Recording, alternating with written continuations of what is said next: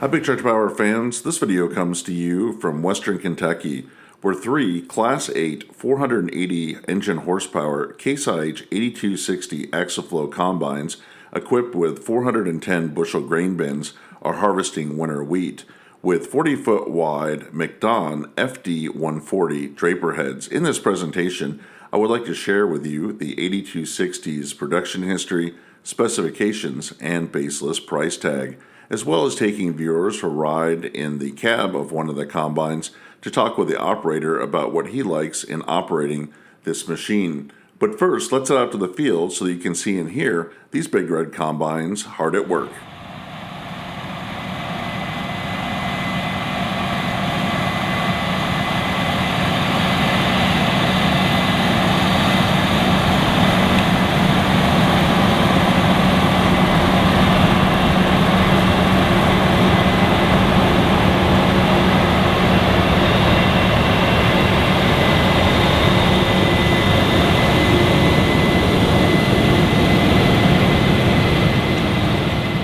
In addition to the three 8260 combines working in this field, the farm also is using an 8250 Axial-Flow, which is also rated at 480 horsepower and offers a 410 bushel grain tank. The main difference between a 260 and a 250 combine is a new 1200 Pro display screen in the 260 models. The farm is utilizing 4 combines to harvest the wheat as fast as possible to plant a second crop of soybeans that is no-tilled in right behind the combines.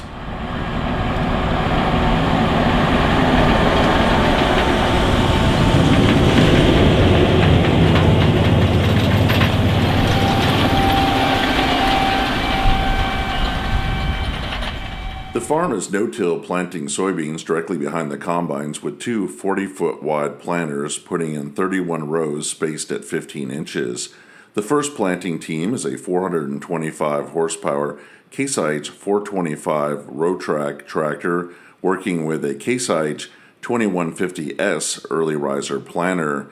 The second planting team is a 355 horsepower Case IH 355 Magnum row track tractor operating a John Deere 1795 Max Emerge planter.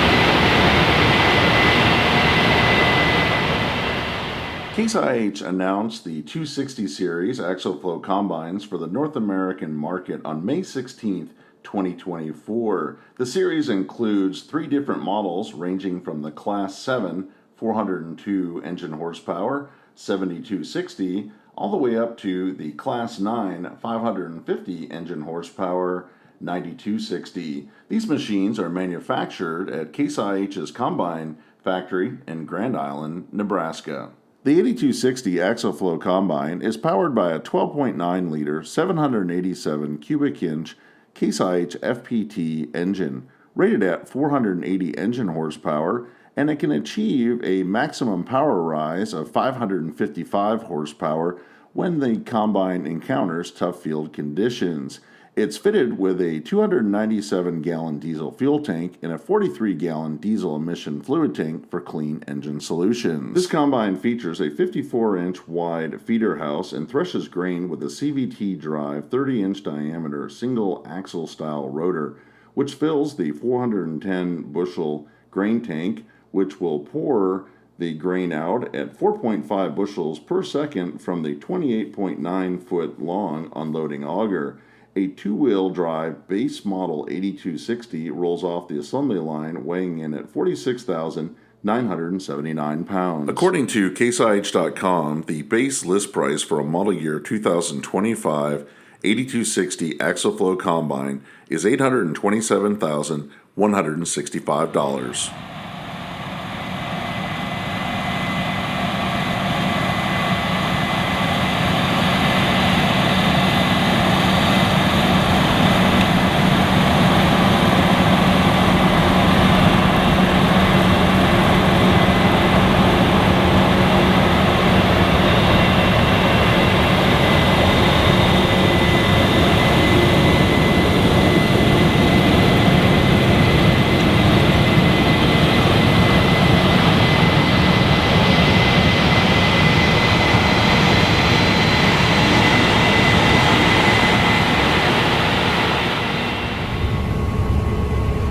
I'm up in the cab of the Case IH 8260 Axial-Flow, and it is harvesting the wheat crop, doing a good job. It has great visibility here. You got your 2-stage mirror.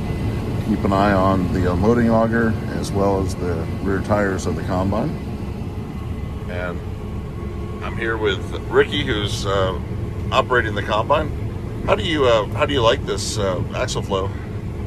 I really like the Case Combine. It's user-friendly. It's really easy to set. They're getting there with their electronics and stuff. It's getting better every day. They still got a ways to go, but they're working on it. We're running automation, and we're also running AccuSync, so we can see where the other guys are harvesting with us, see their passes coming along. It's interesting how it tracks it, because you can see there's a little bit of a zigzag on the outside, and that's because there's a water hole or sinkhole right there. Yeah. So you're in the green stripe, and the other 3 combines are creating the purple area that's been harvested. Yep. And it's that means a lot more once the sun goes down too. When we're running that, you can tell where the other guys are. We try to run together as much as we can to help the cart guys out, but sometimes, somebody will break off and do a little section of their neck or a little corner that's different, and it helps out to know, you can look at your map and you can actually move it around and look at the entire field if you want, and then you say, oh, we left 2 spots over there, we can go get those before you leave the field. We try not to, but it happens.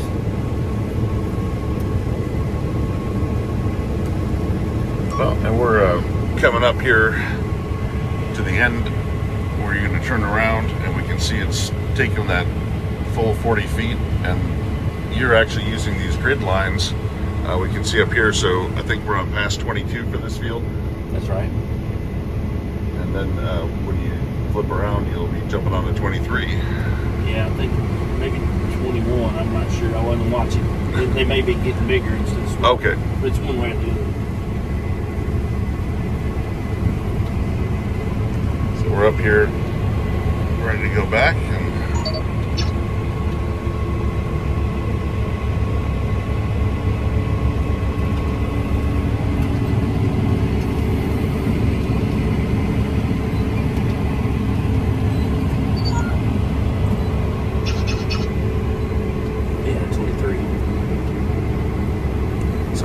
see the auto steer just jumps right on, and we're on pass 23. And then we've got the other combines following right behind on their sections.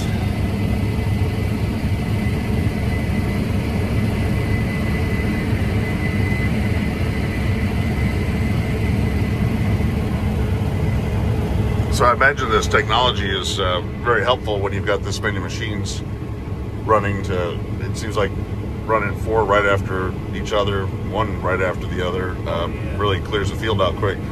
Yeah, and there's going to be a day that to be able to sell your crops, Barry was telling us about it, the farm manager, that you got to have all this information, you got to have it logged in, and this is, you've got to have it to be able to actually sell your crop. They'll want a record of what's going on and what you've done, and you've got to start somewhere. And it's a whole lot better than having a pad and a pencil and trying to write it all down. This is a lot easier to keep up with, and for what these things cost, it ought to do some of the work for you. So we can also see the technology where you're unloading the cart on the screen, and you can see the grain pouring out back here. And then if we look out here, we've got the 425 road track on the cart, emptying out fast.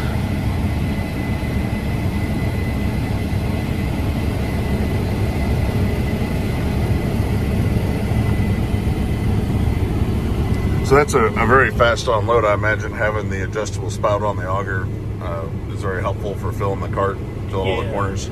Yeah, we actually have a new cart operator this year, and he's a little nervous, rightfully so. It's all brand new to him, first time driving an articulated tractor, so he doesn't get as close as our seasoned guy does. So to have that spout is almost a necessity, you know, to be able to hit the center of the cart where you can get it full. So this year you've jumped up from an 8250 to the 8260. What is the key changes that you're liking on this machine? Well, it comes with the 2 displays, and this year they have the active sync on them, and we have a little bit better signal. We have the RTH or RTK signal, so that's a little bit more accurate. We were having trouble when we tried to run on the WAS signal and staying on the pass. You know, it would vary. You know, it's not as accurate as this signal. As far as the machine itself, it's pretty much the same size as what we had before. You don't get any more ground speed or any more throughput or anything. It's just the newer version of the same machine. The technology update. Yeah, mostly it's in the cab stuff is what's the change. The guts of the combine is pretty much the same, and they leave a clean sample. It looks really good. Yeah, we can look right back here as it's filling up. Very nice looking winter wheat.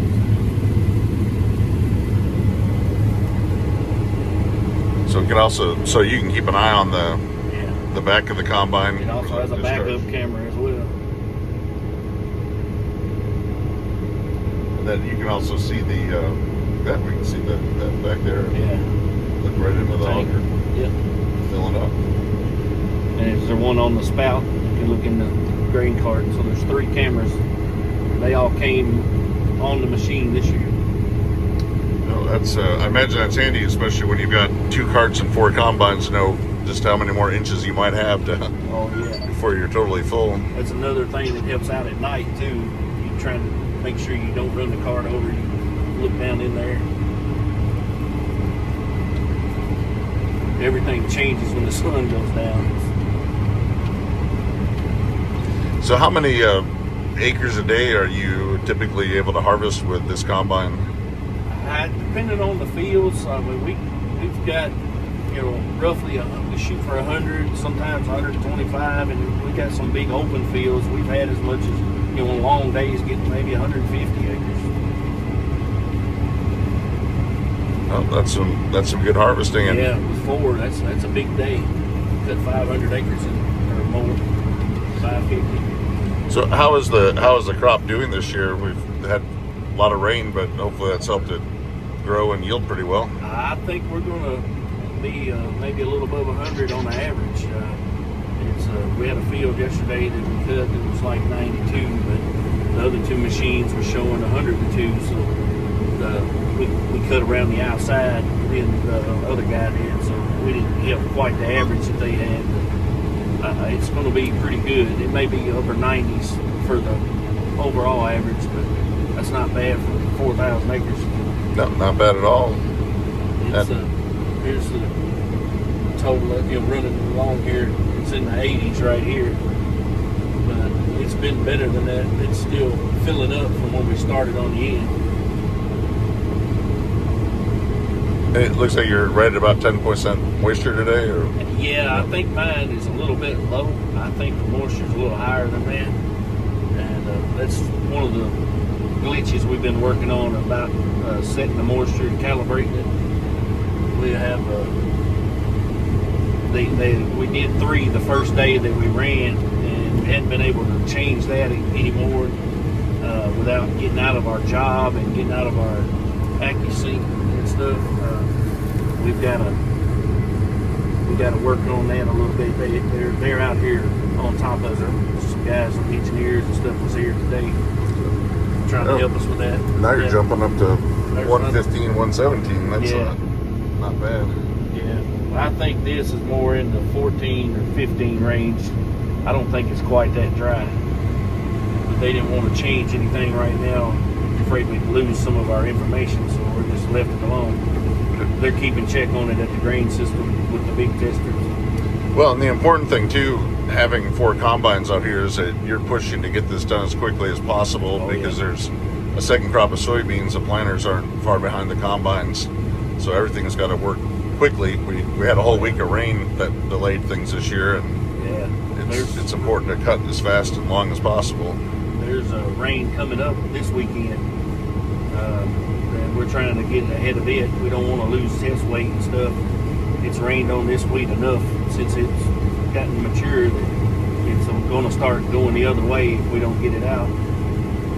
We were able to cut a couple of days when the planters couldn't run, so they're about 3 days behind. Well, I appreciate the ride along. It's always great to see this equipment at work, and very impressive operation. You're welcome, sir. Come back as long as you want, anytime you want. Oh, thank you very much.